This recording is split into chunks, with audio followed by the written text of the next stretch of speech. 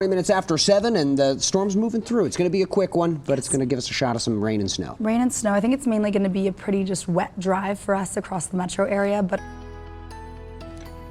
we still will drop down to the low to mid 20s for overnight lows, so absolutely could encounter some slick spots out there on the roadways. But this morning, good Sunday morning, we're waking up to partly to mostly cloudy skies across much of the metro area and eastern plains. Currently out in Vail, mainly cloudy. We'll start to see a few flurries pick up throughout the mid-morning hours with more widespread snow set to move in later on this afternoon. You can see from our satellite and radar, cloudy skies from Denver east through Sterling and Akron up into Fort Collins. Across the western slope, we're already picking up some moisture. No watches or warnings in place just yet for Colorado. I think it's going to be a pretty fast-moving system that won't dump too much snow. But you can see Winter Park, Georgetown, some radar indicated snow showers at this hour with wind gusts not too bad into the mountains as of right now, but very breezy conditions already this morning further north into Greeley out through Fort Morgan. And they'll shift. Winds will shift from the north as we go throughout the day, dragging in some of that colder air. So it's going to be cooler this afternoon in terms of our high temperatures, but already we're in the upper 30s and low 40s from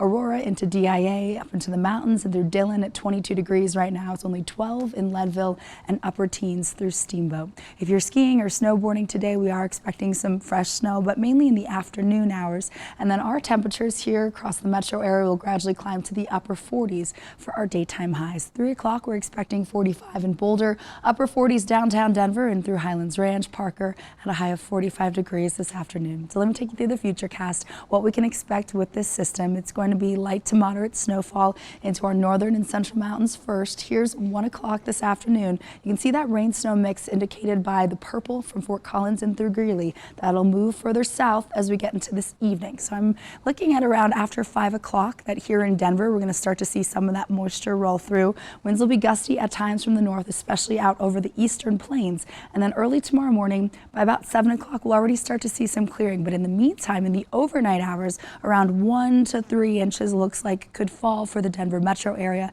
making for some slick spots out there on the roads, especially bridges and overpasses early tomorrow morning. But by tomorrow afternoon, it'll be a thing of the past. We're expecting temperatures to return to the mid to upper 40s under a mostly clear sky.